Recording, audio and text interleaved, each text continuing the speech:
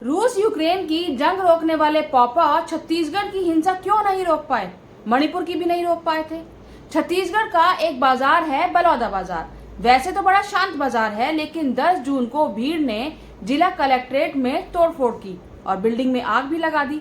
आसपास की कई गाड़ियां भी आग में लिपटी दिख रही हैं। घटना के कई वीडियो सामने आए हैं, जिनमें लोग कलेक्ट्रेट दफ्तर में पत्थरबाजी करते दिखे। यूं तो राज्य में डबल इंजन की सरकार है, लेकिन हादसे के वक्त दोनों इंजन राज्य में खराब दिखे। सतनामी समाज की एक छोटी सी डिमांड का प्रदर्शन जो शांतिपूर्ण था, अचानक हिंसक घटनाओं में बदल गया, क्योंकि सतनामी समाज अपने धार्मिक प्रतीक जैत खाम को तोड़े जाने की सीबीआई जांच की मांग कर रहे थे।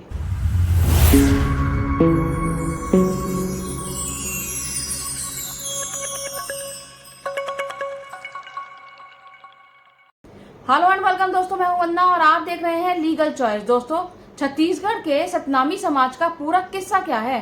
क्यों वो लोग आग बबूला हुए? क्यों राज्य की डबल इंजन सरकार दिखाई नहीं दी? इन सब मुद्दों पर एक एक करके चर्चा करेंगे। दरअसल सतनामी समाज को सतनाम पंथ, सतनामी विद्रोह या साधन पंथ भी कहा जाता है। राज्य में इनकी आबादी करीब 25 लाख है। ये संप्रदाय असल में रविदसिया संप्रदाय की एक शाखा माना जाता है। बताया जाता है कि छत्तीसगढ़ के 98% अनुसूचित जाति के लोग इसी संप्रदाय में हैं।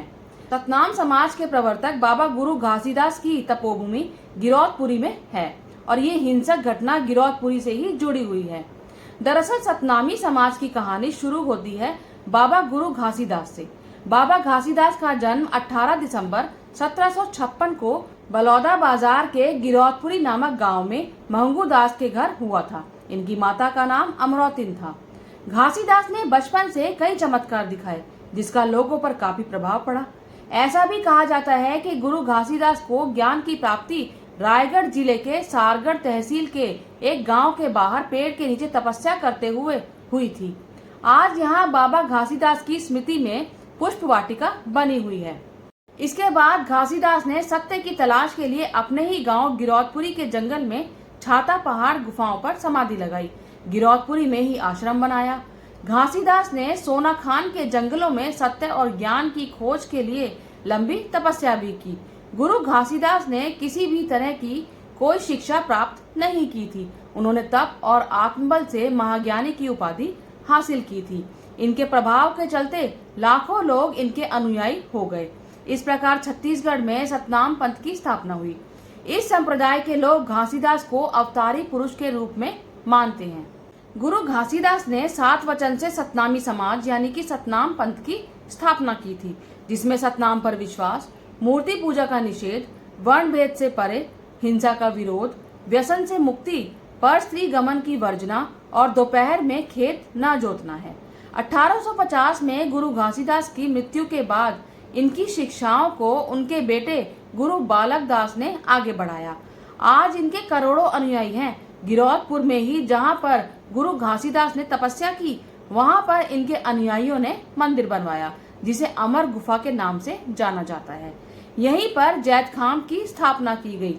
इनका सबसे प्रसिद्ध संदेश मन के एक समान है, जिसने छत्तीसगढ़ सहित अन्य राज्य के लोगों को इससे जोड़ा। हर वर्ष 18 दिसंबर को गुरु घासीदास की जयंती मनाई जाती है।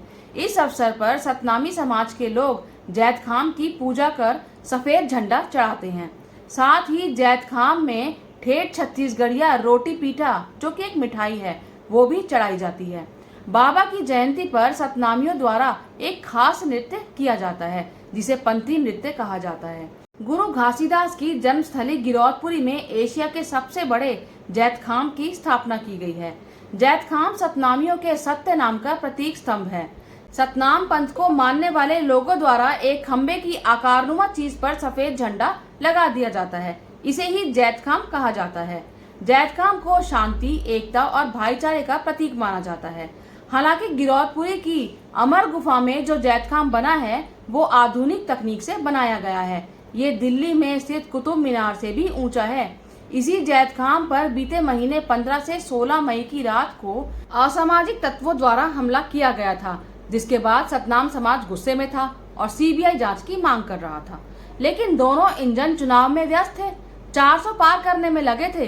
भैंस और मंगलसूत्र को चुनाव में घसीट लाए थे। इन्हें सतनामी समाज की मांग कहाँ सुनाई दे रही थी।